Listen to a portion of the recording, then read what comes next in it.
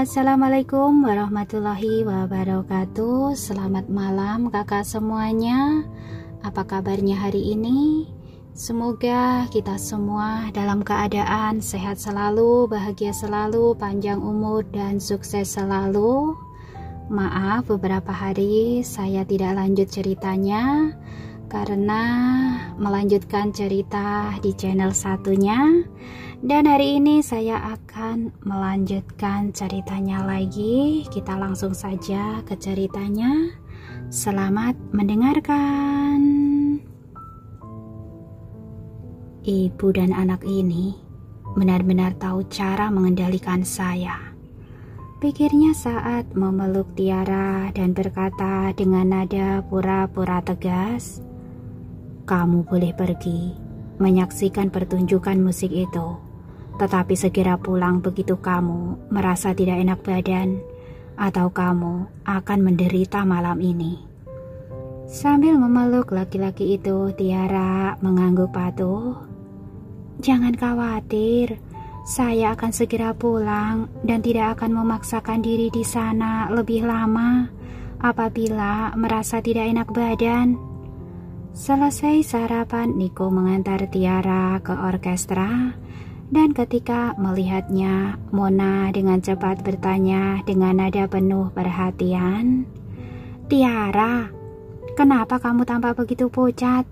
Apakah masih tidak enak badan?" "Saya baik-baik saja. Terima kasih atas perhatiannya." "Kamu yakin?" tanyanya masih merasa cemas. Tak lama kemudian Hathawi datang dan mengamati wajah Tiara yang pucat pasi. "Kamu sakit? Apakah sebaiknya saya beri kamu cuti 1 hari untuk istirahat di rumah?" "Tidak perlu, saya masih kuat, percayalah." Merasakan perhatian murni dari mereka, Tiara kemudian memberikan senyum hangat kepada mereka semua. Hathawi tidak mengatakan apa-apa lagi setelah itu. Beberapa saat kemudian ketika memeriksa keadaan grup 2 yang sedang berlatih, Hathawi menilai semua sudah tampil dengan baik, terutama Tiara yang tampil sangat baik. Melihat usaha keras yang dilakukan Tiara, matanya menyorotkan kepuasan. Saat jam istirahat, dia menghampiri Tiara dan memujinya. "Kamu bermain sangat baik dengan rekan lain tadi. Permainanmu sangat bagus.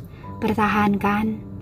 Sambil tersenyum sumringah, Tiara hanya mengangguk dan yang lain pun datang dan ikut memuji. "Nona Hathawi, Tiara sungguh luar biasa dan berbakat. Hanya dalam 2 hari, dia sudah bisa mengikuti alur permainan kita. Menurut saya, apabila mampu mempertahankan permainannya, dia bisa menjadi Kathleen kedua dan mungkin malah bisa melampauinya. Menurut saya, Tiara tidak kalah dari Kathleen." Dibanjiri pujian, Tiara sangat malu dan mengibaskan tangannya sambil berkata dengan ramah, "Jangan berkata seperti itu kawan. Dibandingkan dengan Kathleen, keterampilan saya masih terlalu jauh darinya." "Hei, jangan terlalu merendah. Dengan perkembangan pesat dalam keterampilan ini, kamu bisa melampaui Kathleen dalam waktu singkat." Dengan mengemukakan pendapat netral, Hathawi tidak ingin berpihak pada Kathleen hanya karena dia adalah putrinya. Tanpa diduga, Kathleen yang kebetulan sedang lewat mendengarnya lalu terpicu marah. Dia menatap Tiara dengan tajam dan di dalam kedua matanya tersimpan kebencian yang membuatnya terlihat seperti ular berbisa. "Dia ingin menggantikan saya? Jangan berharap." Sementara itu di dalam hotel, Reina sedang meringkuk di atas sofa sambil gelisah. Khawatir anak buah Niko akan menemukannya sebelum Judika datang, dia hanya bisa berdoa berulang-ulang dalam hati. Kemudian ponsel di sebelahnya mulai bergetar dan berdering, dan dengan segera dia meraihnya. Awalnya dia pikir itu panggilan telepon dari Judika, tetapi rupanya dari rumah. Dia merasa kesal. Sambil mengangkat panggilan, dia bergumam, "Ayah, bukankah saya sudah bilang untuk tidak mengganggu saya selama periode ini? Kenapa ayah menelpon saya?" Setelah mengganti nomor teleponnya, dia hanya menelpon keluarganya untuk memberitahu bila keadaannya baik-baik saja, sekaligus meminta mereka untuk tidak mengganggunya, tetapi tidak mengatakan bahwa dirinya berada di Wina. Akan tetapi suara Narso yang diselingi dengan kemarahan menggelegar melalui telepon. "Ayah juga tidak mau mengganggumu, tetapi kemarin Niko tiba-tiba menghentikan beberapa proyek kerjasama dengan keluarga kita dan bahkan menanyakan keberadaanmu. Apa yang sebenarnya sedang terjadi?" Wajahnya pucat, dia menggigit bibir bawahnya. Dia tidak menduga Niko bereaksi begitu rupa dengan melibatkan keluarga Bahtiar. Reina menarik nafas dalam-dalam dan berkata dengan nada rendah, "Ayah, jangan khawatir mengenai hal itu. Apabila Niko bertanya lagi, katakan saja padanya bahwa ayah tidak tahu di mana keberadaan saya."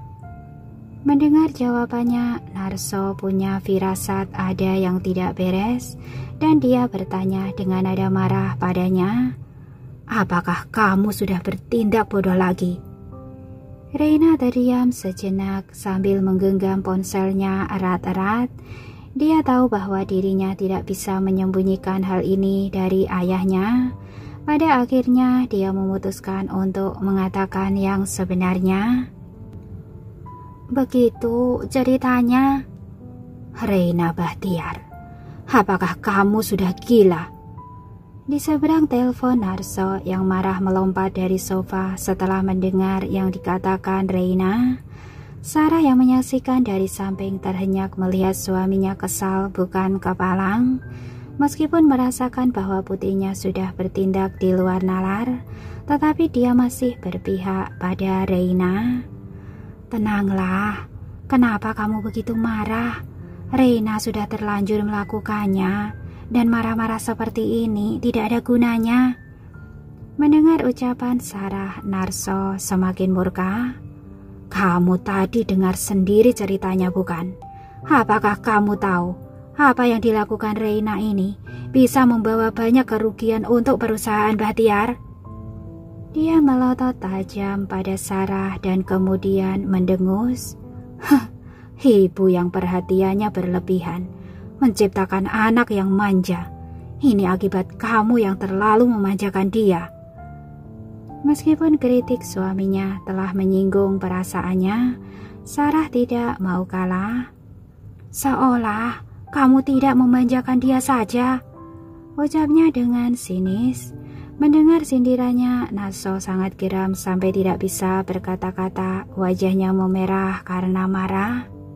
Saat melihat dia yang sedang naik pitam, Sarah tidak ingin melanjutkan perdebatannya dengan Narso, maka dia meraih ponsel dan memberi saran pada Reina. "Saat ini Niko sedang mencarimu kemana-mana, maka kamu harus sembunyi di luar negeri dan jangan kembali untuk sementara waktu." "Saya tahu.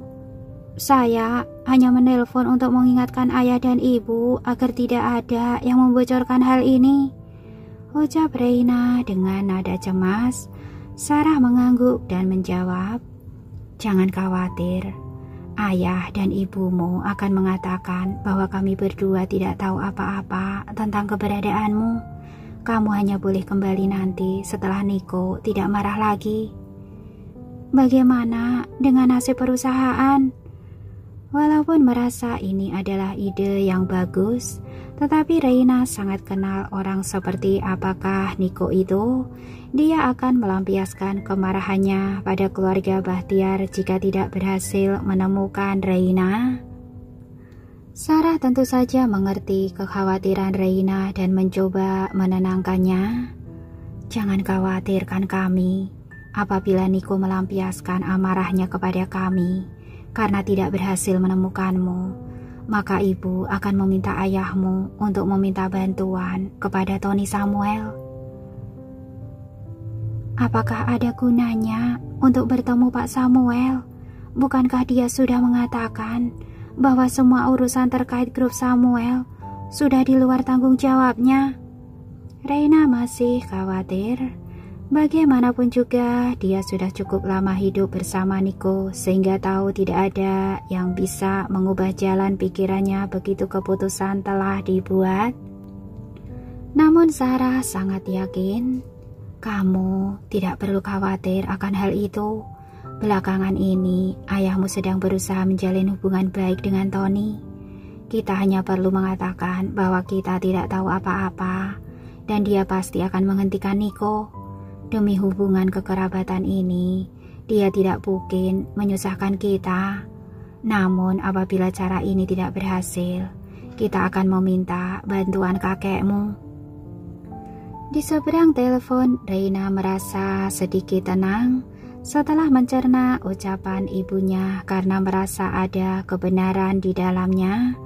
Setelah menutup telepon, dia duduk di sofa dengan wajah dingin dan kebenciannya terhadap Nico semakin melonjak.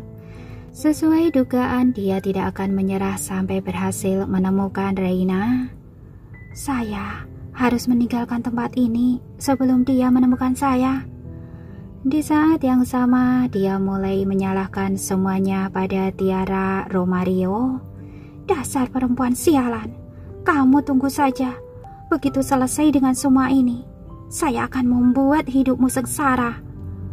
Nico sedang duduk di ruang kerja kantor presiden grup Samuel, mengenakan jas berwarna hitam tetapi wajah tampannya tidak menyiratkan ekspresi. Kemudian Bima masuk setelah mengetuk pintu. Dia berdiri di tengah ruang dan melapor dengan sopan. Kami sudah mencari seluruh hotel dan motel di area ini, tapi masih belum menemukan Reina Bahtiar. Begitu mendengar laporan itu, wajah Nico semakin menakutkan dan siapapun dapat merasakan aura mencekam terpancar dari tubuhnya. Sudah 2 hari dan kamu masih belum berhasil menemukan perempuan itu. Apakah kalian semua bodoh? Apa gunanya saya membayar kalian semua? Dia melemparkan tatapan tajam bagai bilah belati pada Bima. Bima merasakan aura yang mencekam dan menahan gemeretak giginya karena ketakutan. Kemudian dia melanjutkan bicara. Saya sudah menyuruh mereka untuk memeriksa rekaman CCTV jalan raya, tetapi tidak ada yang mencurigakan. Maka saya berpikir kalau dia pasti sudah berada di wilayah lain. Saya sudah mengirim beberapa orang ke area lain dan mulai melakukan pencarian. Dan saya pastikan kita akan mendapatkan hasilnya malam ini. Malam itu di sebuah kamar hotel. Begitu selesai makan malam, Reina mendengar seseorang mengetuk pintu kamarnya. Dia terperanjat dan dengan hati-hati berjalan ke arah pintu. "Siapa di sana?" tanyanya sambil mengubah suara karena khawatir anak buah Nico telah menemukannya. Tepat di saat itu suara dingin terdengar dari arah luar. "Ini saya." Mendengar suara itu, Reina merasa lega dan kegelisahannya hilang. Segera dia membuka pintu dan sesosok laki-laki bertubuh tinggi sedang berdiri di luar. Laki-laki itu terlihat berusia 25 atau 26 tahun, mengenakan jas berwarna hitam dengan tatanan rambut mohawk yang menunjukkan ketampanannya. Secara keseluruhan, laki-laki itu terlihat begitu tampan sekaligus liar. Laki-laki itu adalah Judika Tanjaya. Mendapati wajah lesu Reina, Judika hanya bisa mengernyit. Namun sebelum sempat bicara apapun, Reina langsung menepi dan mempersilahkan laki itu masuk ke dalam. "Mari kita bicara di dalam." Setelah berada di dalam, dia langsung duduk di sofa dengan anggun dan kaki menyilang. "Sudah lama tidak bertemu. Namun, saya tidak pernah membayangkan pertemuan kita akan terjadi dalam situasi seperti ini. Dia mengamati Reina dari kepala sampai ujung kaki dengan mata indahnya sebelum ujung mulutnya melengkung ke atas membentuk senyum misterius. Seketika itu Reina merasa tidak nyaman dengan tatapannya, tetapi tetap bertahan karena teringat bahwa dia sendirilah yang meminta bantuan laki-laki itu. Iya, kita sudah lama sekali tidak berjumpa. Reina mengangguk setuju dengan apa yang diucapkan Judika. Setelah itu dia langsung membahas inti persoalan. Maaf, sudah mengganggumu sampai memintamu untuk datang langsung ke sini. Tidak masalah, saya rela bila harus sampai ke ujung dunia demi dirimu. Judika tersenyum sambil menatapnya dengan matanya yang hitam legam. Namun bahkan dengan kata-kata manis kekasihnya, Reina tetap bersikap acuh tak acuh.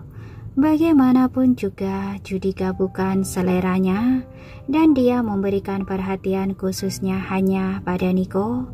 Dia tidak membutuhkan laki-laki lain selain Niko. Dengan sorot mata berkilau, Reina berusaha mengabaikannya dan berkata, "Kini bukan waktunya untuk itu. Kita harus pergi." Saat mendengarnya, Judika menaikkan alisnya dan tidak bertanya lagi kepadanya.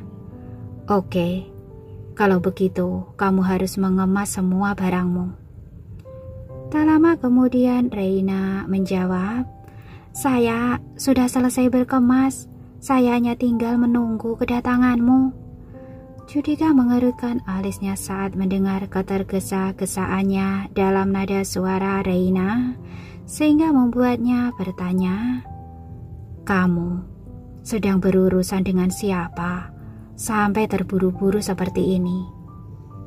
"Akan saya ceritakan nanti." Namun tentu saja ucapan itu hanya di mulut. Sejujurnya Reina tidak ingin menceritakan yang sebenarnya kepadanya. Di sisi lain, setelah mendapat kabar dari anak buahnya, Bima mengetuk pintu dan langsung masuk ke ruang kerja Presdir Samuel. "Presdir Samuel, kami sudah menemukan hotel tempat Reina Bahtiar menginap." "Bagus, bawa perempuan itu ke sini dengan segala cara," perintah Niko dengan dingin. Mendengar perintah itu, Bima segera mengangguk dan berlalu. Akan tetapi saat tiba di hotel bersama anak buahnya, karyawan hotel memberitahu bahwa Reina sudah meninggalkan hotel. "Sialan!" Bima sangat kesal sampai tak tahan untuk mengumpat. Kemudian dia bertanya pada karyawan hotel dengan geram, "Kapan itu terjadi?" Baru beberapa menit yang lalu." Terkejut dengan ekspresi marah Bima, karyawan hotel tidak berani menyembunyikan informasi tentang kepergian Reina. Mendengar jawabannya, Bima dan anak buahnya langsung meninggalkan hotel untuk mengejar Reina. Saat itu, sebuah mobil berwarna hitam melintas di depan mereka. Sekilas Bima melihat Reina duduk di dalam mobil itu dan langsung menginstruksikan anak buahnya untuk segera mengejar. Mengingat betapa keras usaha yang telah dilakukan untuk menemukan perempuan ini, Bima tidak akan membiarkan Reina lepas dengan begitu mudah. Reina melihat Bima ada di dalam mobil itu, seketika wajahnya pucat pasi ketakutan, terutama saat dia melihat Bima dan anak buahnya tepat berada di belakang mengejarnya. Dia begitu cemas dan mendesak Judika. "Judika, cepat! Cepatlah, orang-orang yang saya sakiti mengejar di belakang." Begitu mendengar suara Reina yang begitu cemas, Judika melirik kaca spion. Seperti kata Reina, beberapa mobil mengikuti di belakang mengejar mereka. Tepat saat itu wajahnya langsung membeku. "Berpeganglah kuat-kuat." Setelah berkata, dia menginjak pedal gas. Kemampuan mengemudinya luar biasa sampai tidak menurunkan kecepatan sedikit pun saat melewati jalanan yang padat merayap. Di sisi lain, kemampuan mengemudi Bima juga tidak kalah, maka dia mampu mengekor mobil Reina dan Judika dari jarak dekat. Dengan begitu, permainan kejar-kejaran ini dimulai. Ketika berada di jalan yang lengang, Bima memerintah anak buahnya untuk mengapit mobil Judika dari sisi kanan dan kiri. Barulah setelah itu Judika menghentikan mobilnya di tengah jalan. Melalui jendela, Reina melihat Bima keluar dari mobilnya dengan tampang bengis dan dia langsung ketakutan. Panik dia menggenggam lengan Judika sambil berulang kali meminta dengan suara gemetar. Apa yang harus kita lakukan? Apa yang harus kita lakukan sekarang? Mereka sudah di sini. Mendengar suara histerisnya, Judika mengernyit jengkel, tetapi demi melihat betapa Reina ketakutan, dia hanya bisa diam membisu. Tanpa membuang waktu, Judika mengeluarkan pisau dari samping bangkunya dan menyerahkannya pada Reina. Kemudian dia menasehati, "Kamu pegang benda ini. Gunakan dia untuk melindungi dirimu dari siapapun yang mendekat nanti." Reina menggenggam erat pisau itu dengan tangan gemetar, tetapi melihat Judika membuka pintu dan keluar dari mobil sebelum sempat berkata apapun. Saat itu anak buah Judika yang sejak tadi mengikuti di belakang Reina dan Judika turun satu persatu dari mobil saat melihat bos mereka maju sendiri. Namun jumlah mereka tidak sebanyak anak buah Bima karena Judika langsung bergegas pergi begitu mendapat telepon dari Reina. Kedua pihak langsung mulai perkelahian tanpa ada basa-basi.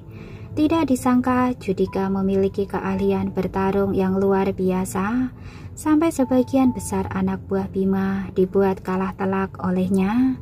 Saat menyaksikan anak buahnya dilumpuhkan oleh Judika, Bima menghampiri mereka dan memerintah dengan dingin, "Biarkan saya yang mengurusnya.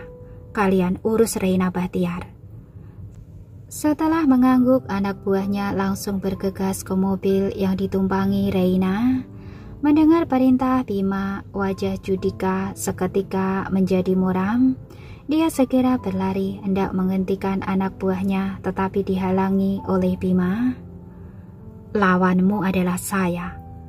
Setelah bicara, Bima segera meluncurkan serangan pada Judika dengan keahlian bertarungnya yang begitu agresif dan terlatih.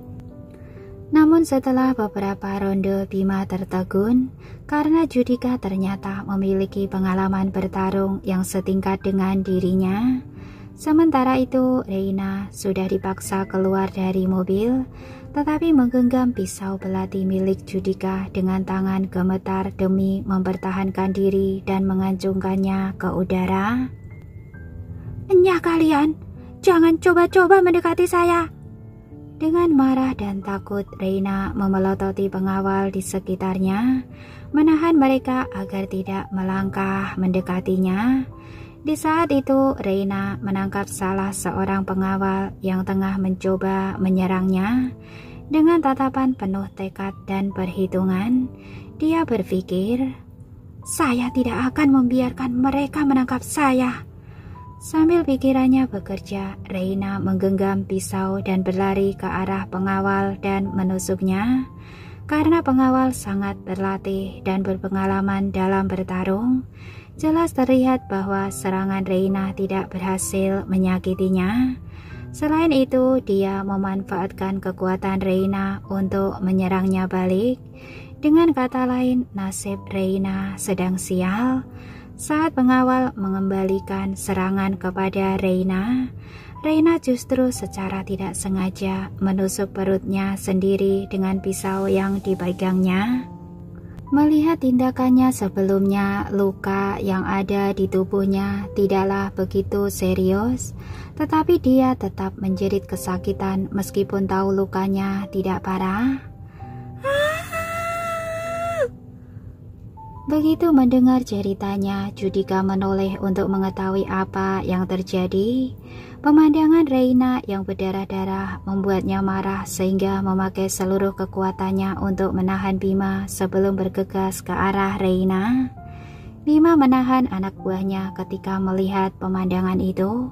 Melihat Judika bergegas ke arahnya, Reina merasa seperti sedang melihat kedatangan penyelamat hidupnya. Dia langsung menggenggamnya erat begitu Judika berada di sisinya dan dengan lemah memohon dengan panik.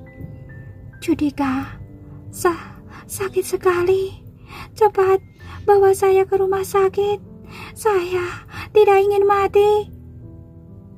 Apa yang tidak diketahuinya adalah luka itu sebenarnya tidak begitu dalam seperti yang dia bayangkan.